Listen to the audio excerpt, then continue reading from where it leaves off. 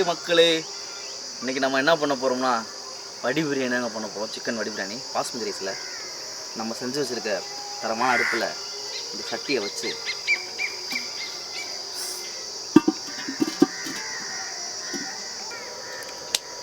சட்டி காஞ்ச உடனே எண்ணெய் ஊற்றிக்குவோம். எண்ணெய் நல்லா சூடாயிருச்சு. நம்ம நறுக்கி வச்ச பல்லாரியை போட்டுக்குவோம், பெரிய வெங்காயத்தை.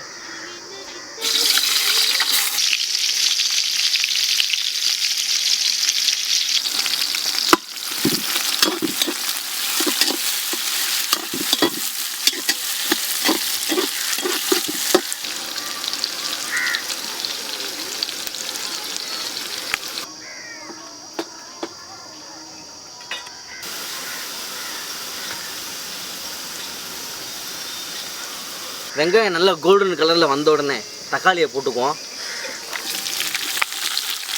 அது கூடவே கொஞ்சம் லைட்டாக கொத்தமல்லி கொஞ்சம் லைட்டாக போட்டுக்குவோம்.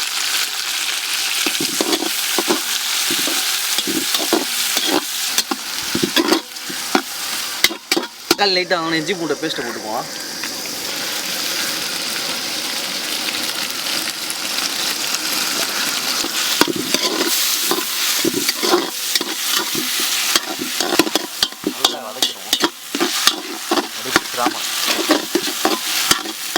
நல்லா அது வதங்கணுன்னே நம்ம வீட்டில் செஞ்சு வச்ச மசாலாவை போட்டுக்கலாம்.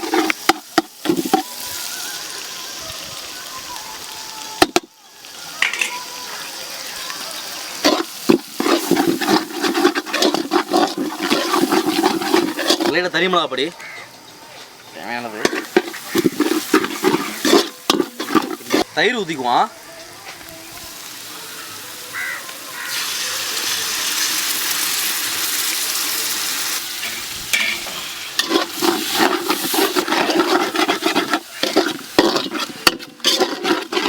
கேஜி அளவாக சிக்கனை போட்டுக்குவோம்.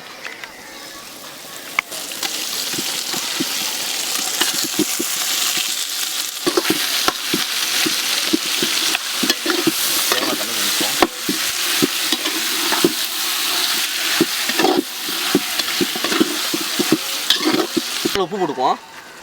நான் மசாலா இந்த டேஸ்ட் போட்டால் இந்த ஸ்டேஜில் போட்டால் மசாலாக்குள்ள என்ன நான் சொல்கிறது.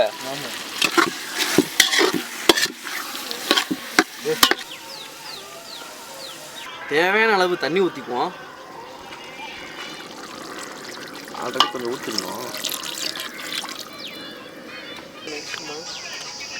பட்டாக தண்ணி நல்லா கொதிச்சுட்ருங்க. அரிசியை போட்டுக்குவோம். போட்டு ஒரு 2 நிமிஷம் மட்டும் தான் வேகணும். ரொம்ப விட்டால் குறைஞ்சிரும். அரிசி அப்புறம் உடஞ்சிரும். அரிசியை போட்டுன்னா ஒரு 2 நிமிஷத்தில் கிண்டக்கூடாது, லைட்டாக மட்டும் இப்படி எடுத்துடணும். கிண்டாமல் ரைஸ் உடஞ்சிரும்.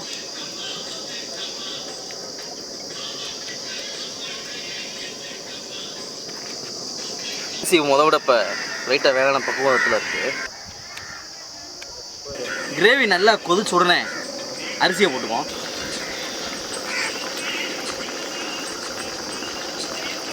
அரிசிக்கு மேலே தண்ணி வந்துருச்சுங்க.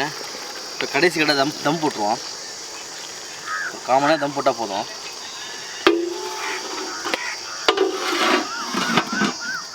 மேலே வெயிட்டு 2 செங்கல் வச்சுப்போம்.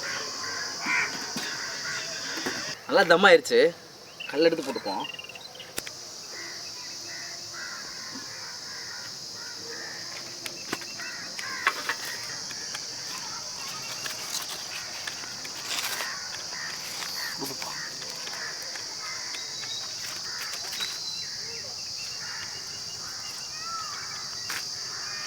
லைட்டாக ஒதுக்குவோம். தண்ணி இருக்குன்னு பார்த்துக்குவோம். தம்மா இருக்கு.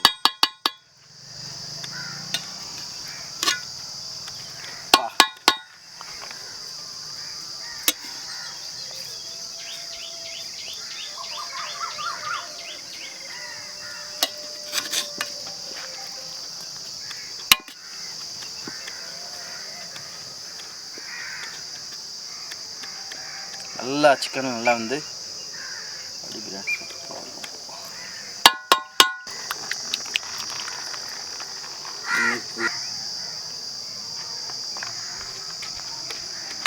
எனக்கு ஒரு புரியல பிரியாணி சாப்பிட்டே பார்த்துருவோம்.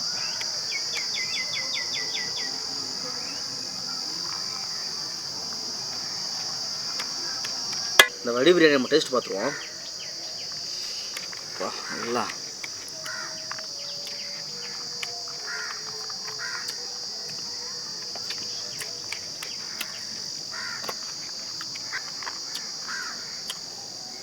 அவ்வளோ சூப்பராக இருக்குங்க இந்த பிரியாணி. அடுத்து சிக்கனை சாப்பிட்டு பார்ப்போம்.